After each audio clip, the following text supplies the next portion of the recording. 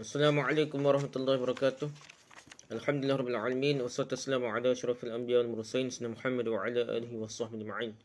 Rabbi shrah li sadri wa yassir li amri wa hlul 'uqdatam min lisani yafqahu qawli. Amma ba'du.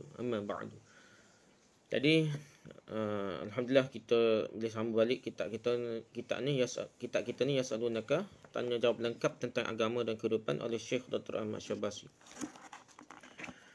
Kita ni adalah bab makan dan minum. Pertamanya, topiknya korban. Ada orang tanya Syekh, apakah boleh menyembelih haiwan korban setelah hari raya? Apakah boleh menyembelih haiwan korban setelah hari raya? Jadi Syekh jawab. Kata udhiyah atau dahiyah dalam fikih Islam bererti menyembelih haiwan korban seperti kambing, sapi, lembu lah, atau unta dengan maksud mendekatkan diri kepada Allah Ta'ala dan dilakukan pada hari-hari menyembelih, iaitu hari besar yang jatuh setelah selesai mengerjakan semua ibadah haji. Ibadah menyembelih haiwan korban ini ditetapkan pada tahun kedua setelah hijrah.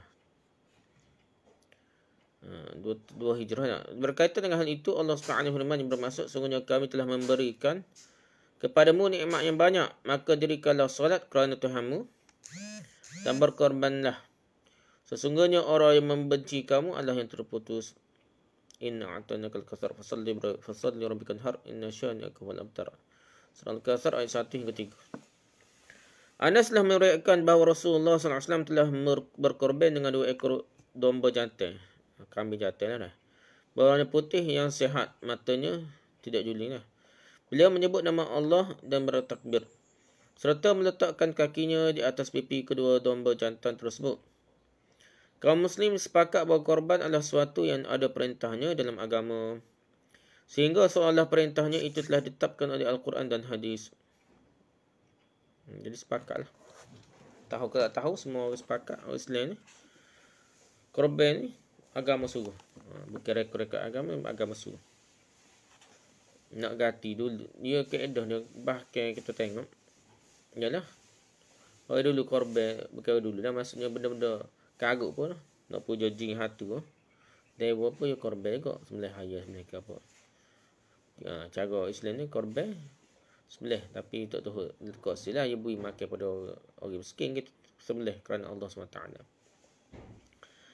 Berkorban adalah sunat muakkad, besarlah tu pendapat ramai lah, jumhur dah. Ada kata wajib ada, tapi biasanya sunat muakkad, di mana orang yang melakukannya mendapatkan pahala, tetapi orang tidak melakukannya tidaklah mendapatkan seksa. Berkorban adalah sunnah bagi orang yang mampu mengerjakannya, iaitu orang yang mampu membeli haiwan korban, kerana ia mempunyai harta yang melebihi keperluan dirinya dan keperluan keluarganya yang wajib dinafkahinya. Dengan kata lain, dia tidak memerlukan wang pembelian haiwan korban itu untuk hal yang mendesak. Disyaratkan dalam melaksanakan korban bahawa haiwan korban itu mestilah sihat dan tidak cacat.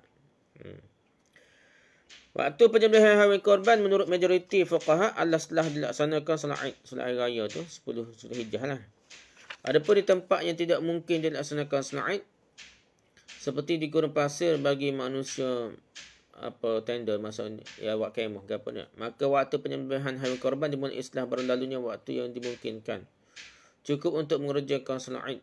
Kalau dia tak sembahyang hari raya situ, orang nomak orang apa jenis tak ada bukit jenis berpindah randah ni tu atas dalam kemah kita, maka lepas lebih kurang habislah sembahyang raya dah. Dan boleh menyembelih haiwan korban pada hari mana sahaja di antara 3 hari dari hari raya Aidul Adha. Bahkan ada yang berpendapat boleh menyembelihnya pada hari yang keempat. Jadi ada maksudnya 13 Zulhijjah, 11, 12, 13. Jadi 10, 11, 12, 13. 4 hari lah. Boleh juga menyembelihnya pada siang atau malam hari. Lepas hari raya tu, lepas main raya boleh sembelih. Lepas ke malam boleh. Bukan pagi raya je tak. Pagi raya kedua, ketiga tak. Lepas ke petang, lepas malam boleh. Boleh juga menyembelihnya pada siang atau malam hari. Namun yang lebih utama adalah menyembelihnya di siang hari. Afdalnya siang hari lah. Ada yang mengatakan bahawa makruh hukumnya menyembelih haiwan korban pada malam hari, kecuali kerana satu keperluan sahaja. Misalnya kerana sangat sibuk pada siang hari sehingga menghalanginya untuk dapat menyembelih korban. Atau juga disebabkan sesuatu maslahat tertentu. Misalnya kerana mudahnya bagi orang-orang fakir dan miskin untuk datang pada malam hari. Jika hewan korban tersebut tidak disembelih hingga habis masa waktunya, maka hewan tersebut disedekahkan dalam keadaan hidup. Jadi demikian disebutkan dalam mazhab Abu Hanifah. Kalau habis tempoh dia 4 hari tu, di keadaan hidup. Ini pendapat Abu Hanifah lah. Sebahagian fuqaha lagi mensyaratkan bahawa orang yang menyembelih haiwan korban itu mestilah seorang Muslim. Dan jika yang menyembelihnya adalah orang kafir, maka tidak sah. Disyaratkan juga untuk mengucapkan nama Allah tak kala menyembelihnya. Mazhab Hambali tu teram benar ya. Mazhab kita ni bismillah ni tidak wajib lah sunat. Barang siapa yang tidak menyebut nama Allah dengan sengaja, maka daging haiwan sembelihannya tidak boleh dimakan. Itu mazhab Hambali memang teram lah. Berhati-hati gitu lah. Memang Nabi suruh baca bismillah, baca nama Allah dan ketika sembelihnya. Tapi setara mana. Dan bagi orang yang tidak mengucapkannya kerana lupa, maka daging haiwan sembelihan itu boleh dimakan lagi. Setelah mengucapkan nama Allah, disunahkan mengucapkan selawat dan salam kepada Rasulullah SAW. Kemudian membacakan takbir sebanyak 3 kali.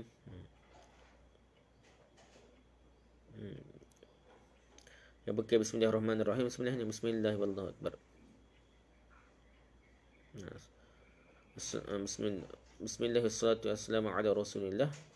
Bismillahirrahmanirrahim. Lepas tu baru kita bismillah dah. Takbir mana kita baca 3 kali, Allahu Akbar, Allahu Akbar, Allahu Akbar dah. Lepas tu baru kita bismillah gitu lah lebih kurang. Dan mengucapkan berkat Allahumma hadza minka wa ilaika fataqabbal minni. Ya Allah, ini adalah darimu lah nata ni hidup sampai kita boleh sembelih boleh makan. Dan aku persembahkan untukmu, maka terimalah dariku. Wadika fataqabbal minni. Dan terimalah dariku lah. Ini kita baca dekat sembelih lah, dekat sembelih lah. Bismillahirrahmanirrahim. Bismillahirrahmanirrahim. Allahu Akbar, Allahu Akbar, Allahu Akbar. Allahumma hadza minka wa ilaika fataqabbal minni. Kita sembelih lah. Lebih kurang gitulah cara kita korban dah. Okey, memakai sebahagian daging korban. Ada tanya Syekh ni. Apakah seorang Muslim boleh memakai sebahagian daging haiwan korban yang dia persembahkan untuk mendekatkan diri kepada Allah? Setelah sebahagian yang lainnya, dia sedekahkan pada para orang-orang fakir. Jika seorang bernazar akan bersedekah dengan binatang ternak tertentu, apakah dia boleh mengambil sebahagian dagingnya untuk dirinya dan untuk keluarganya? Hak nazar ni tuan. Okey, Syekh jawab, jika seorang Muslim bersedekah dengan daging kepada Muslim yang lainnya, maka daging tersebut telah menjadi milik orang yang menerima sedekah tersebut. Kalau sedekah daging kepada Muslim, boleh kau itulah kan. Dia mempunyai hak mutlak untuk menggunakan daging tersebut, menjualnya atau menghadiahkannya pada yang lain. Jadi kita tak diusul. Hak tadinya kita sendiri jual. Kita korban-korban. Kita upah tukar sembelih, tukar lapah, ambil daging ni. Itu kira upah ni. Tapi kalau kita beri ke siapa-siapa, lepas tu dia beri kepada siapa-siapa apa, dia jual apa tak apa lagi, pasal kitanya, hak kitanya beri kepada orang yang sedekah. Orang tu nak jadi milik dia, ikut dia jual nak apa pun dah. Tidak ada larangan bagi orang yang menerima sedekah itu untuk memasak daging tersebut. Misalnya, dan menyuruh orang yang memberikan daging tersebut untuk mencicipinya terlebih dahulu.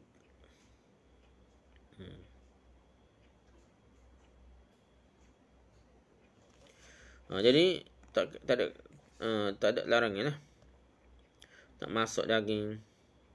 Orang terima sedekah tu, dia hadiah ikut dia nak masak ke. Dia beri ke orang lain pula ke. Makan dulu ke, ikut dia nak.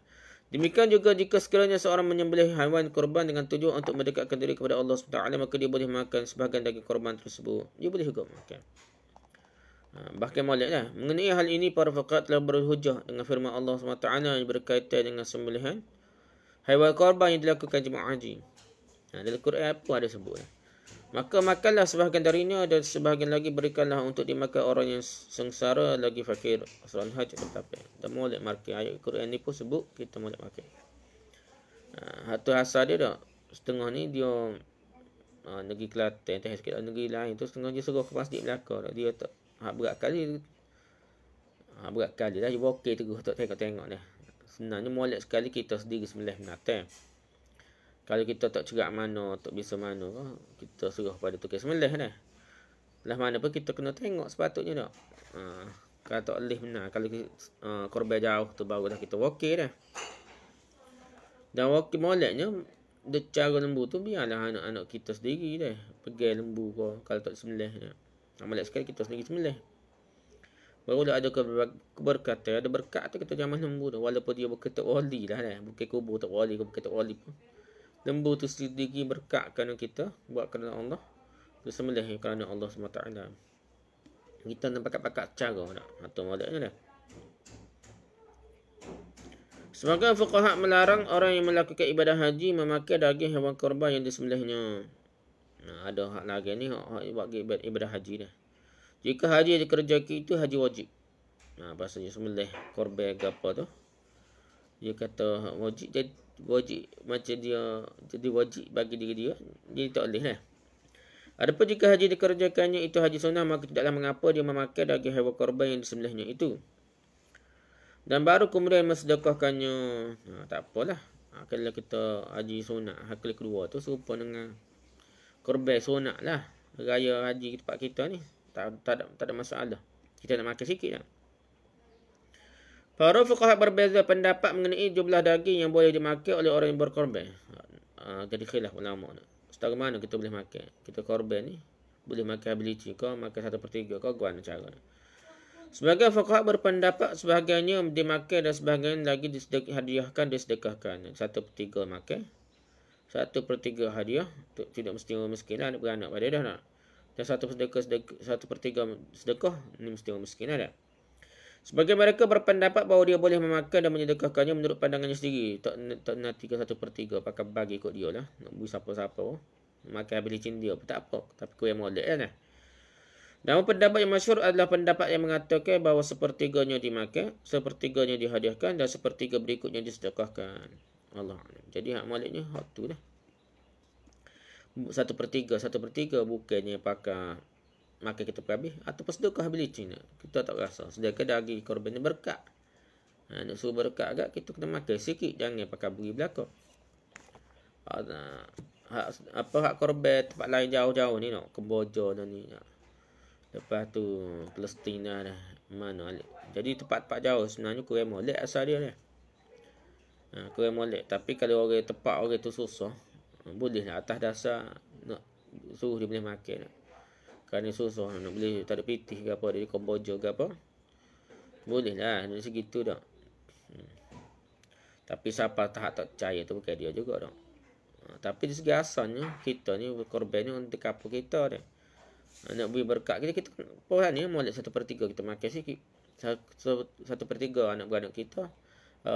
Sahabat kita. Lepas tu 1/3 lagi orang miskin lah. Molek tu lah. Yang mana pun molek tempat kita. Tapi lah ni tak boleh nak agan ni. Gila. Korban lain pun tak agan. Mungkin tak ada tempat kita ni.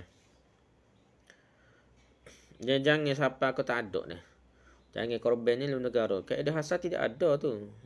Korban di tempat lain. Korban tempat kita ni. Untuk pergi makan.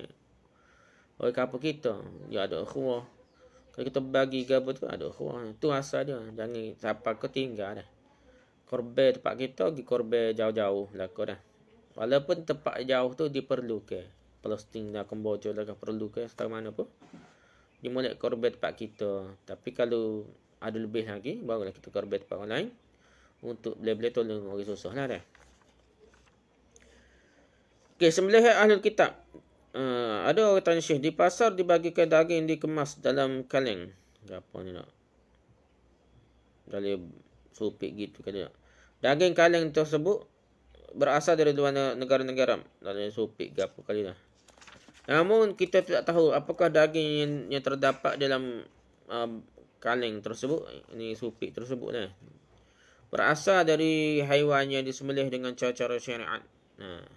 Apakah boleh orang Muslim memakai daging kaleng tersebutlah daging gapo kalengnya? Lembu juga gapo tahu. Menurut yang kami dengar di dunia barat haiwan ternak disembelih dengan menggunakan mesin. Apakah penyembelihan seperti itu memenuhi tuntutan syariat? Okey, Syekh ni jawab. Seorang Muslim boleh memakan makanan yang dan sembelihan orang ahli kitab seperti orang Nasrani, baik mereka berada di negara barat maupun negara timur. Kalau orang itu Kristian, boleh berlaku. Pendapat Syekh ni pendapat Azhar secara umum dia.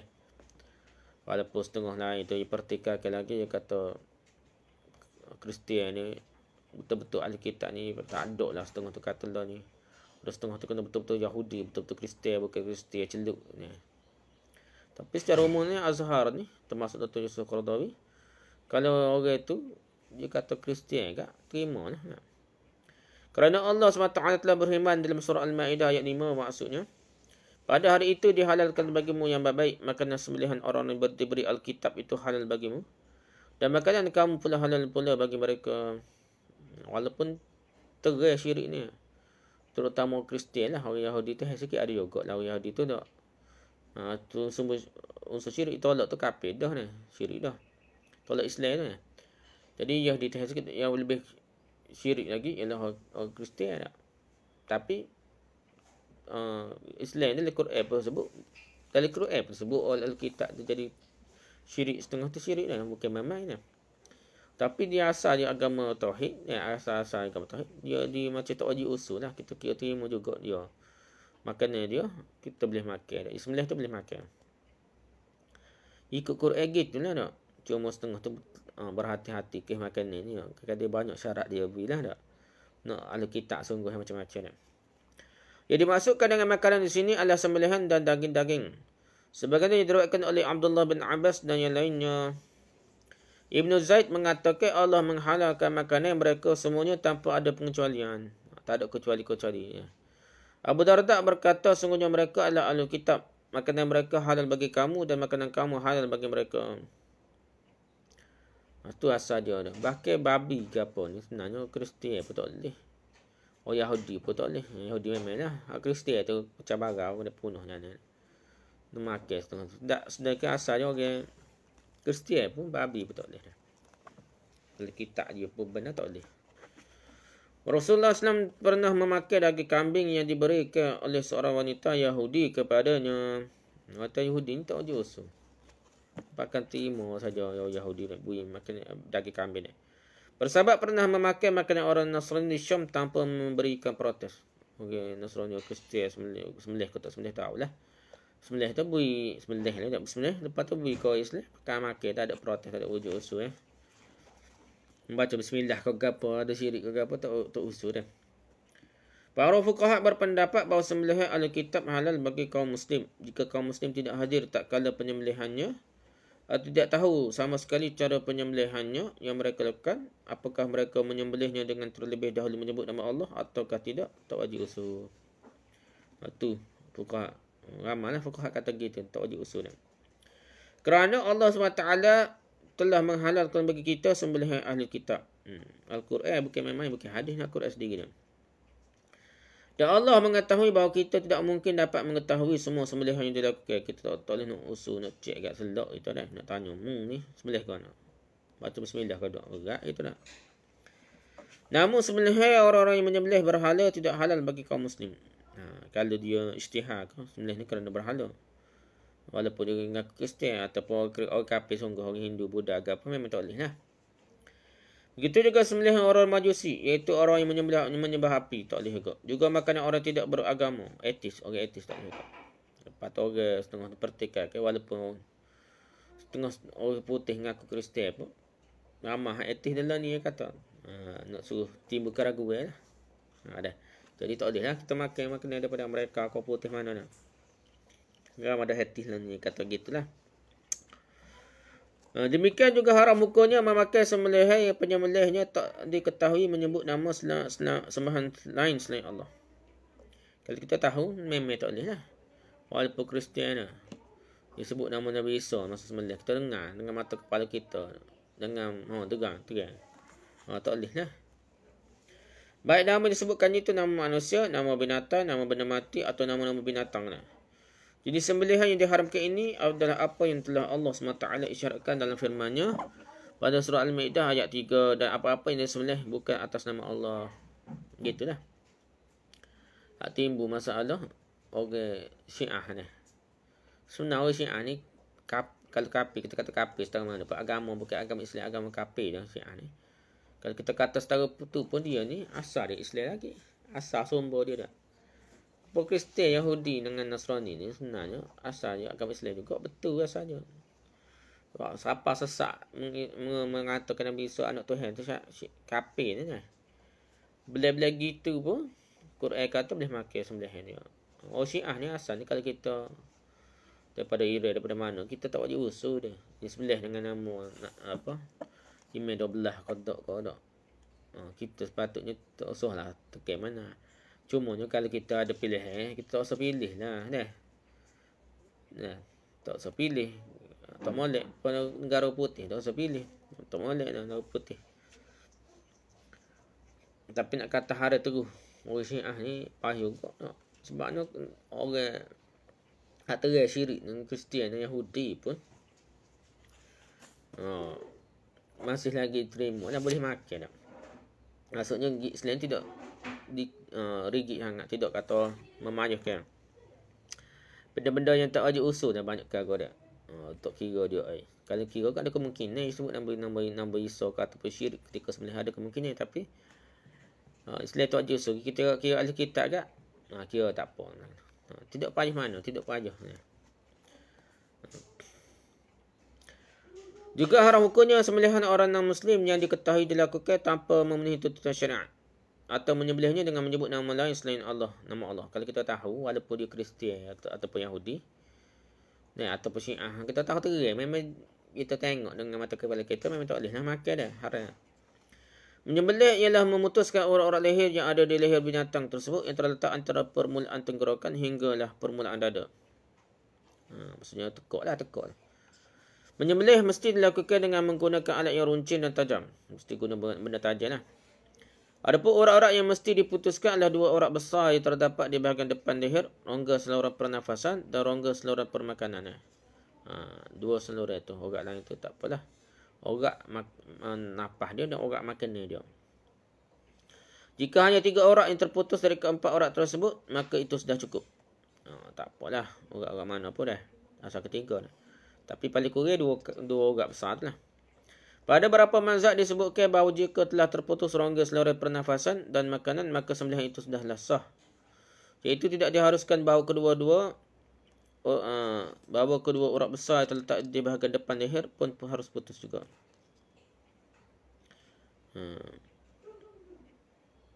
Jadi rongga ni putus sikit tak apa dah. Tak nanti kau putus sungguh dah.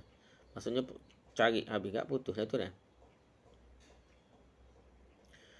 Menyembelih mesti dilakukan dengan alat yang tajam, baik berupa mesin maupun bukan. Jika alat menyembelih sampai memutuskan leher dan memisahkannya dari tubuh, maka penyembelihan itu sah, baik penyembelihan itu dilakukan satu persatu maupun secara massal sekaligus. Jadi tak kira alat mesin boleh tekan mesin juga, tapi baca bismillah ke apa tak. Orang Islam tak boleh. Kalau mesin putus orang tekak tak. Kita dekat pun. Pakai mesin, baca bismillah. Bismillahirrahmanirrahim. Lepas tu dia kerak dah.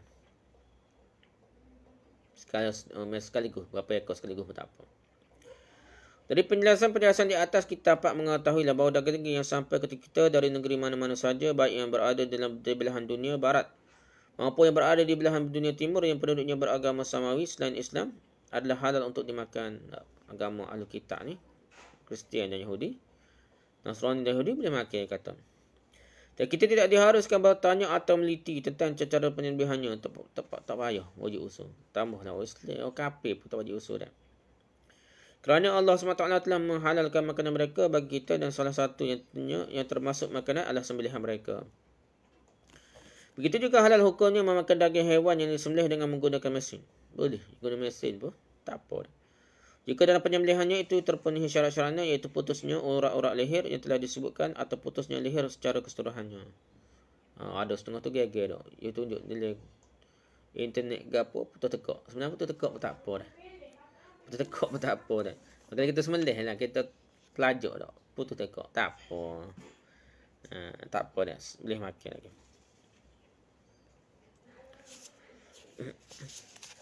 Yang utama, para pemerintah muslimin mengawasi tata cara penyembelihannya dan menugaskan beberapa orang di negara-negara tempat kita mengimport daging, supaya mereka mengawasi cara penyembelihan haiwan yang akan diimport ke negeri kita. Dengan begitu akan hilanglah keraguan.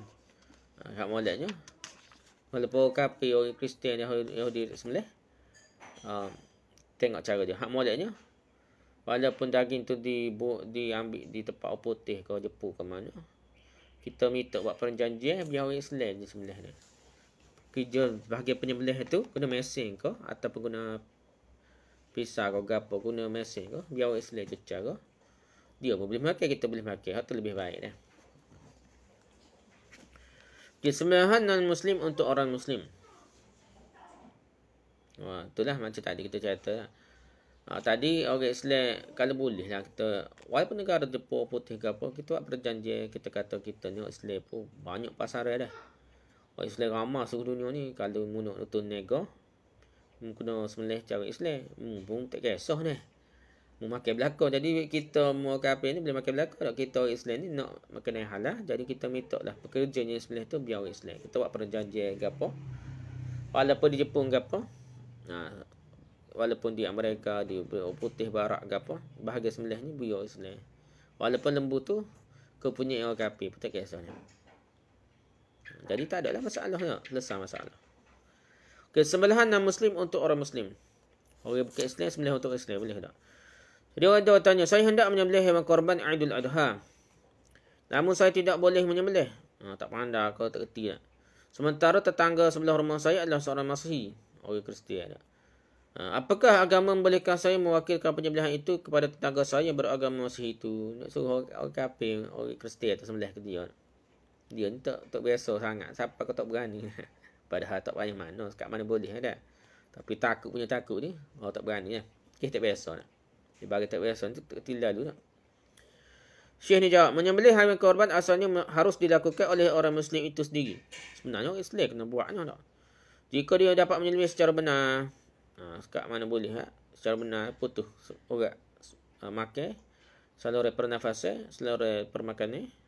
Selera makannya sah lah tak. Itu dilakukannya sambil menyebutkan Bismillahirrahmanirrahim. Allahumma hadza an fulan. Sebut atulah Bismillah wallahu akbar.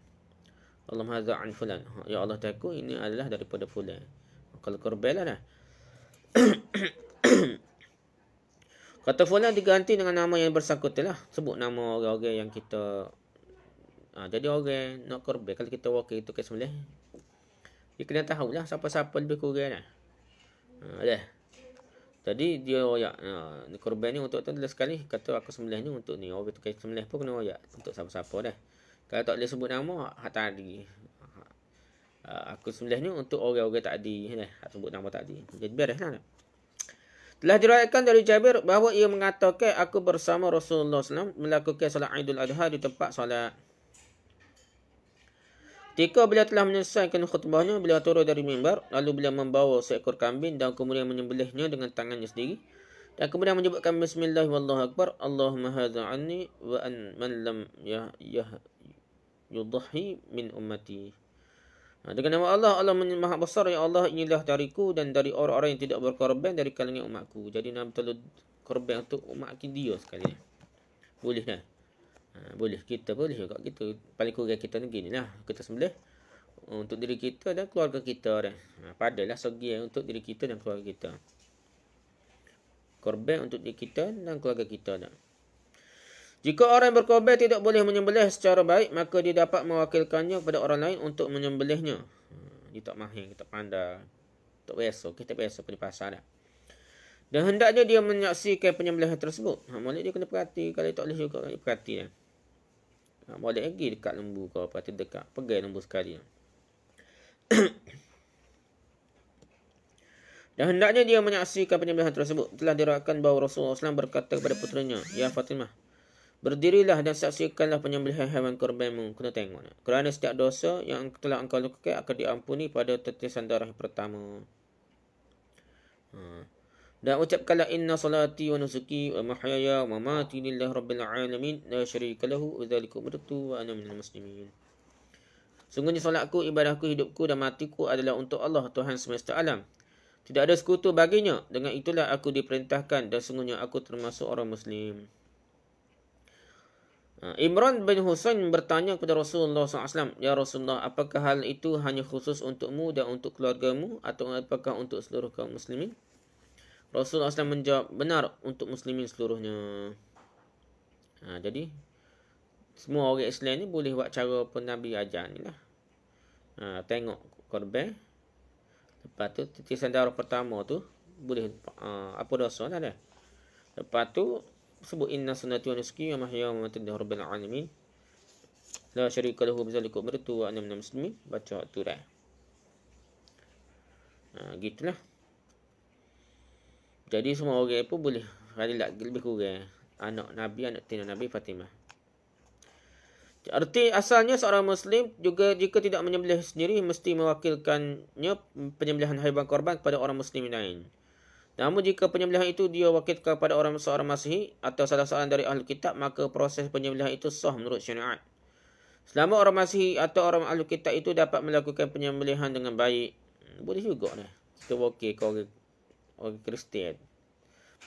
Sebab dia pandai sembelih, putus urat makan ni dengan urat pernafasan tu, dia pandai sembelih lah.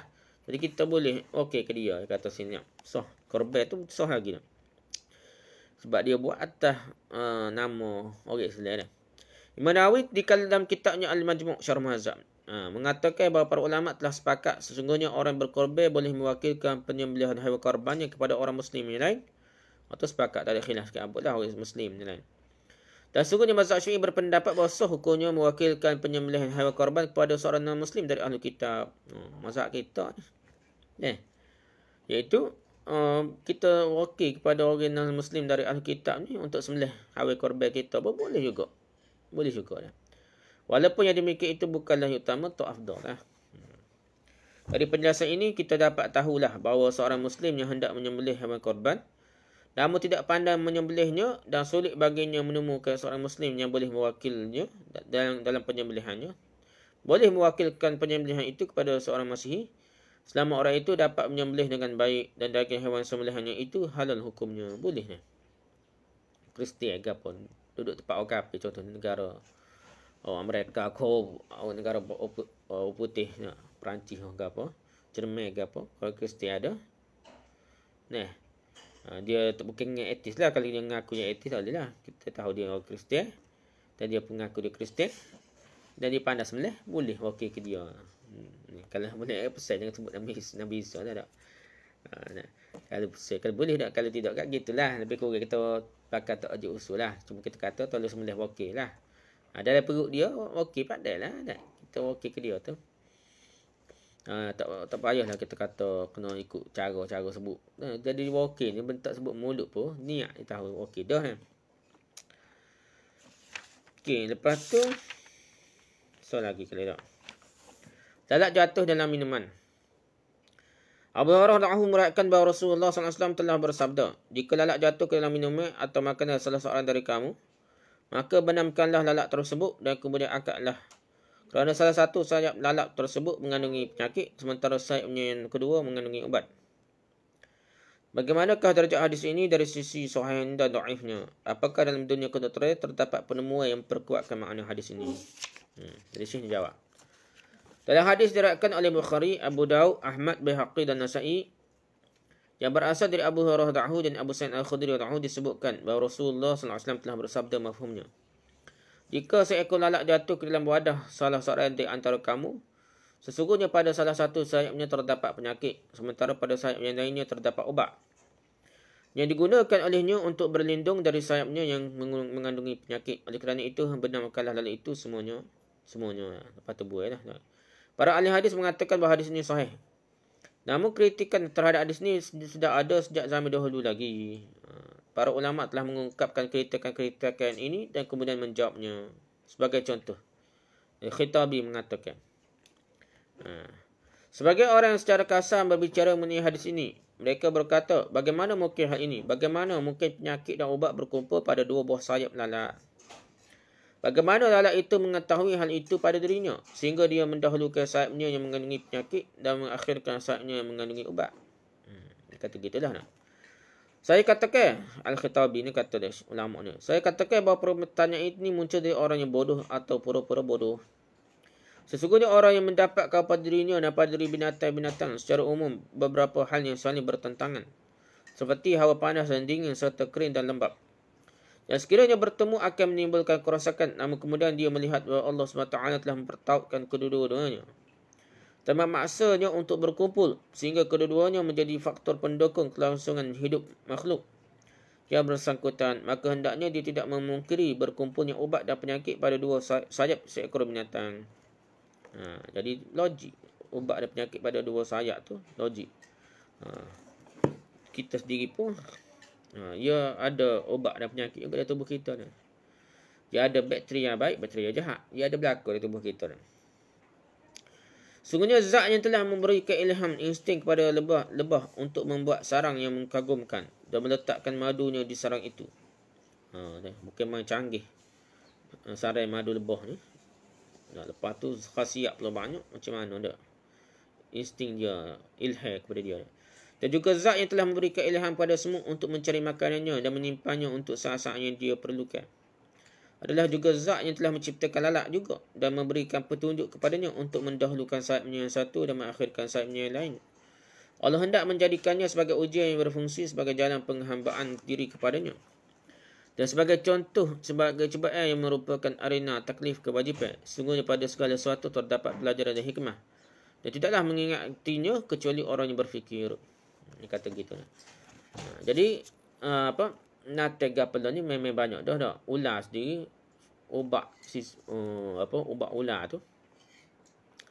Ubat ular panggil venom kau apa ni bisa ular kan dia dapat daripada bisa ular tu lepas dia proses lah dah. Ambil bisa ular lepas proses boleh jadi ubat untuk hadapi bisa ular tersebut juga. Begitu juga banyak perkara lah penyakit pelik-pelik bahkan teknologi moden ni panggil vaksin. Cocok budak kau vaksin COVID kau sebenarnya ambil daripada kuman tu sendiri. Lepas tu dia cacatkan kuman tersebut, dia masuk dalam tubuh, jadi dia tidak berfungsi khianat ke tubuh manusia sebagaimana asal, tapi untuk bersiap sedia tubuh mengenali dia kuman tersebut, virus tersebut. Kalau dia mari lepas ni dia bersiap lebih awal dah. Tubuh ni nak lambat kena kuman ya, virus ni menyebabkan dia diserang tubuh. Kalau dia kena awal-awal, dia kata ni jahat. Awal-awal, dia akan buat pertahanan tubuh. Imunisasi sendiri sehingga dia boleh lawan virus tersebut dah. Begitulah. Dia banyak dalam ni Jepun di setiap binatang yang bisa sedang mana pun, di tubuh dia sendiri ada ubat dia sendiri. Dia boleh siap dia tidak terkesan oleh bisa tersebut. Kalau tubuh dia ada penawar juga dah. Semua ular ke apa gitulah. Gitulah dah. Lepas tu penjelasan medik pula terhadap hadis ni sudah ada sejak zaman dahulu lagi. Sejak zaman dulu, bukan zaman moden ni saja dah. Dalam kitab Zadul Ma'ad, Imam Ibn Al-Qayyim berkata dah. Imam Ibn Al-Qayyim ni doktor zaman dulu lah kita kata, dan dia ulama besar zaman dulu juga. Tabib zaman dulu dah. Dia buat kitab Tibun Nabawi tu suhu seluruh dunia lah. Ketahuilah, dia kata bahawa lalat mempunyai kekuatan racun yang ditunjukkan dengan rasa gatal dan bengkak yang disebabkan sengatannya. Dengan demikian sengatannya berkedudukan sebagai senjata. Jika dia berhadapan dengan sesuatu yang membahayakannya, maka dia akan berlindung dengan senjatanya. Oleh kerana itulah Rasulullah SAW menyuruh untuk menghadapi racunnya itu dengan ubat yang telah Allah letakkan pada sayapnya yang lain, iaitu dengan cara menenggelamkan lalat itu seluruhnya ke dalam air atau makanan, sehingga unsur racun akan berhadapan dengan unsur yang bermanfaat. Dan dengan begitu akan sirnalah bahaya yang akan ditimbulkannya. Hal ini bukanlah sesuatu yang ditemukan oleh para pakar dunia kedokteran. Mereka muncul dari cahaya kenabian. Namun demikian para doktor ahli yang berhasil tunduk kepada cara penyembuhan yang demikian. Ia mengakui bahawa yang menyembawanya adalah makhluk yang paling sempurna secara mutlak dan didukung oleh wahyu ilahi yang keluar dari batas kemampuan manusia. Sebagai pakar kedokteran moden telah membuktikan bahawa pada sebelah sayap lalat terdapat mikrob bakteria lah yang membahayakan. Sementara pada sayap yang sebelahnya lagi terdapat mikrob bakteria yang bermanfaat yang akan memerangi mikrob yang berbahaya tersebut. Jika keduanya berkumpul, maka mikrob yang bermanfaat akan menghancurkan mikrob yang membahayakan itu.